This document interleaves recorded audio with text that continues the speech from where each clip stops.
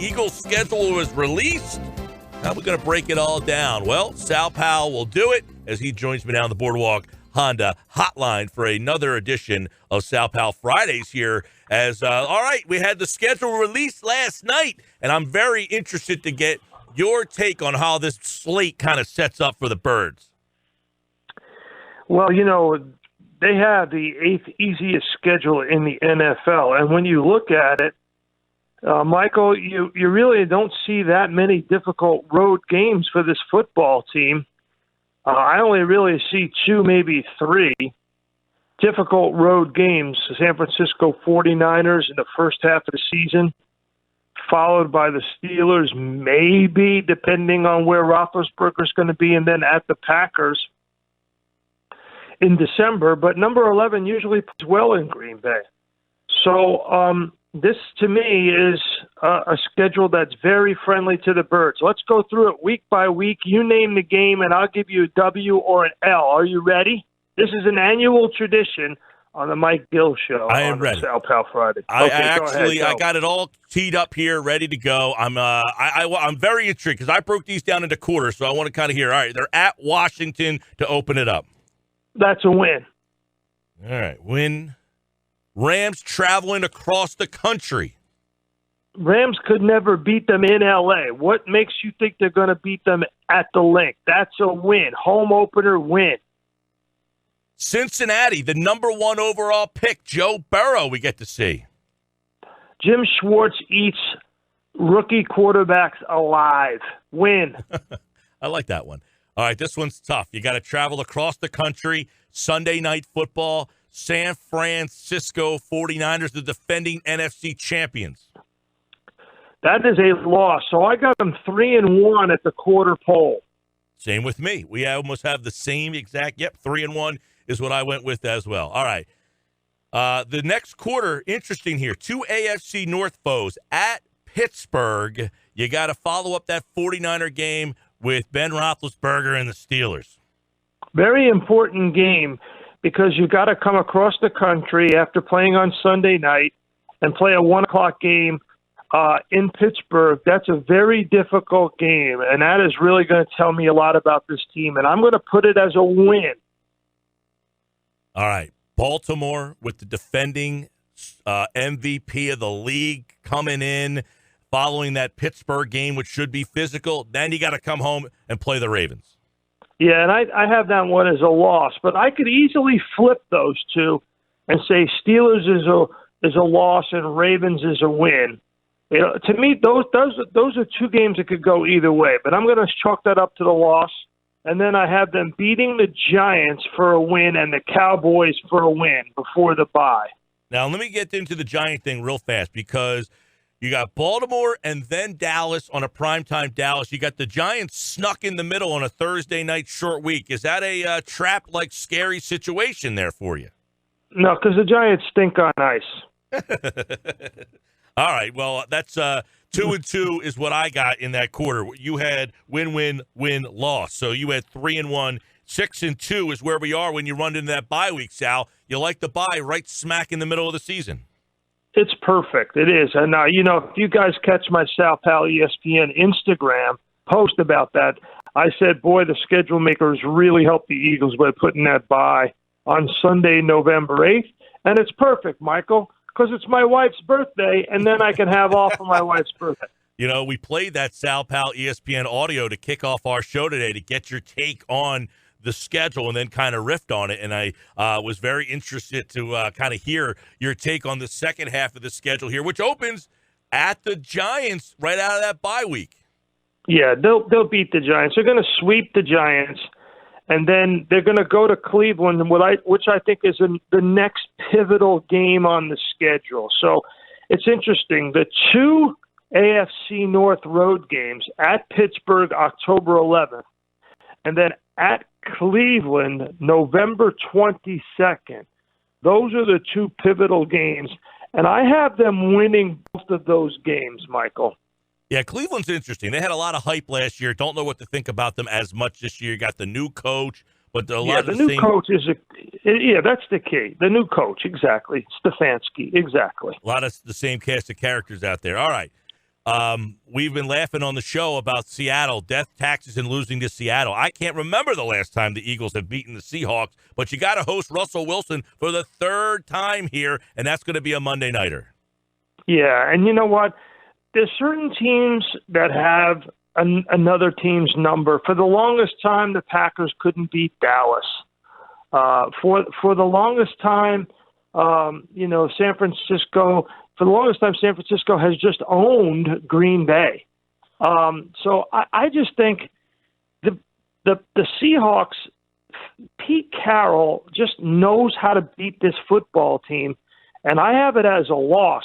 And I'll tell you, Mike, from that November 22nd game at Cleveland until December 20th at Arizona, 1, 2, 3, 4, 5 football games, that to me is the killer part of this schedule. And I'm going to say Seahawks is a loss, at Green Bay is a loss, and then New Orleans is a loss. So I have them losing 3 straight games. That would be, you have a stretch of playing Russell Wilson, Aaron Rodgers, Drew Brees, and then you got Kyler Murray out there. Obviously, you play, Sal, the number 1 overall pick at quarterback the last 3 seasons. You got Murray, Burrow, and Baker Mayfield in there. So Arizona is where we're at. Traveling out there, you got Hopkins and Murray. Yeah, and I'm going to take the Eagles to win that game. So I got them losing 3 straight and then winning 3 straight at Arizona, at the Cowboys, and the Redskins. The only game that I see possibly them winning is that December 13th game when the Saints come in. To me, that's a game where I think they have a shot at winning. It's a 4:25 game, Fox game. But I don't know. I have a hard time believing that they're going to beat Russell Wilson, Aaron Rodgers, and Drew Brees with this secondary in the middle of the year. You just don't know what it's going to look like, Mike. You just don't. Yeah, and one note that I got from your results here is a sweep of the division, right? You got them sweeping Dallas, New York, and Washington. I do. I have them sweeping the division, and that propels them to the division title at 11-5. 11-5, Sal Paolantonio, Sal Pal Friday here. Now, early in the schedule, there's some interesting early games out there. Is there a message with those early games? Because there's a lot of people questioning, Sal, are these games going to get played? There was supposed to be, there is supposed to be a lot of contingencies to the NFL schedule. Right. As you saw from Roger Goodell, he said, we're going to be flexible. We're going to do whatever's necessary to be safe for the players, organizations, and most of all for the fans.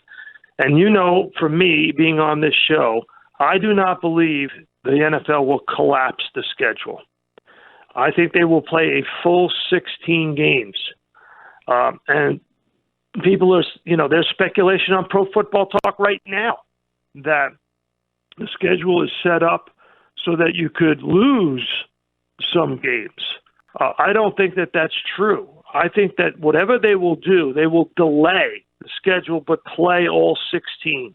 And that, to me, is the key. That's interesting. So they push it back. There was some talk, a report, I guess, Sal, like October 15th, they might push it back and then put that Super Bowl into late February, early March, which would be kind of interesting. And one thing that I found interesting, too, I want to get your take on, is that the NFL saying to the NBA, move over. Christmas Day is going to be our day this year. How about that? Right? 4:30. Yeah. 4:30, Yep. Vikings Saints. Yeah, it's an ambitious schedule, but you have to put a foot forward and plan for the best and hope for the best, and then have contingency plans in place in case you have to make changes. But the way I look at it now, Mike, I am more optimistic than I ever have been that the season will go on as scheduled, and it will start on September 10th. I am getting more and more optimistic. The league has said we're going to open these facilities, plan to open them. The wild cards are Phil Murphy in New Jersey, Gavin Newsom, without a doubt, in California, and Andrew Cuomo in New York. And that is 6 teams right there. That's a fifth of the league. Well, what about Wolf and Philly? I mean, Pittsburgh might be one thing, but on the east side, I mean, they got different levels of opening in the state of Pennsylvania, where Pittsburgh's different than Philly right now. Yes, that is true. Yes, that is true. But I think ultimately it won't be a problem in Philadelphia. I just don't. I think the real problems are in North Jersey, California, and the state of New York. As far as opening the facilities and getting things going and having fans in the stadiums. That is the key. I think eventually they're going to have to figure out that it's just impractical, implausible, and just not good science to test everyone in the country. So you're going to have to test those who are most vulnerable and those who are sick. And from there, you're going to have to do what Mark Gannis, the consultant to the NFL, called appropriate testing. That's a buzz phrase now, Michael. Pay attention to that. Appropriate testing before fans will be allowed to go into games or theaters and other entertainment venues. And appropriate testing means they stick a thermometer up to your forehead and see if you have a fever, or they do infrared sort of scanning of your body to see if you have a fever, which I think will be coming, to a TSA security as well. Sal, I know I'll leave you with this as the schedule's out now. And this is when the mini camps and everything would be going. We're not going to see that. So we think a lot of the rookies might be a little bit behind this year, right? I mean, do you think that this rookie class is going to have as big of an impact as we typically think some of these rookies should because no mini camp and all that stuff? Or is that not as important as maybe we make it out to be sometimes? Michael, I think it depends on the position. So, let's take Andrew Thomas, and we talked about this during the draft, roster construction. Andrew Thomas can play NFL football right now. You put a helmet on him, and you tell him this is the line protection call, and this is the block that you have on a zone read for the right side block to Saquon Barkley, and he's off to the races. Joe Burrow, not so much. Jalen Reagor, definitely not. He's going to be involved in a lot of gadget plays that are going to take a lot of timing and rhythm. So it depends on the position. I think that's why we saw teams that needed offensive linemen didn't fool around. They just went out and got one so that they could fill out their roster and guys could come in, plug them in and play, that old phrase. Yep. But there's going to be trickle-down effect for most rookies. I think some will be okay, most will not. There's also going to be a tremendous trickle-down for the college class of next year. Because let's just say college football doesn't start on time, which seems very likely that it won't start on time. Will those blue-chip players even put on a helmet and play? That's right.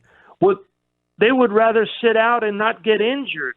If they're playing in February and March, would they even do that to themselves? Of course not. They won't play. So you're going to see college football a lot different. And how do you hold the draft next year if you've got college football players still playing in the month of April? So it's going to have a trickle-down effect. Hey, life is an audible, Michael. Just got to go to the line of scrimmage, see what the defense is, call the play. Here's the last one for you. You got 2 Thursday night games up against presidential debates. One of them is the Giants-Eagles. So Giants-Eagles or Trump versus Biden and or other? Oh, well, NFL football is always going to beat politics. There's no question about that.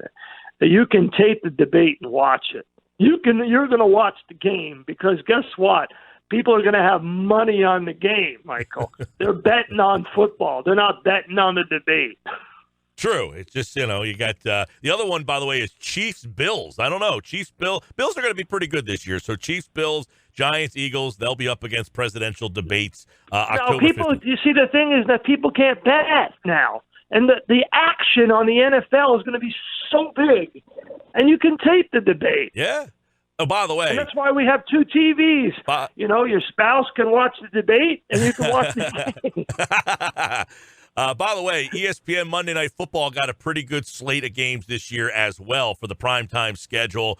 For the Monday night package, the Sunday night package was pretty good. The Thursday night package was just the Thanksgiving Day games, you got a Steeler-Raven game at the back end of the night game there. So that's what we got. Sal Paolantonio, Eagles 11-5. We broke it all down, and he was kind enough to join us here on a Sal Pal Friday on the Boardwalk Honda Hotline. All right, Sal, it's time for football hibernation.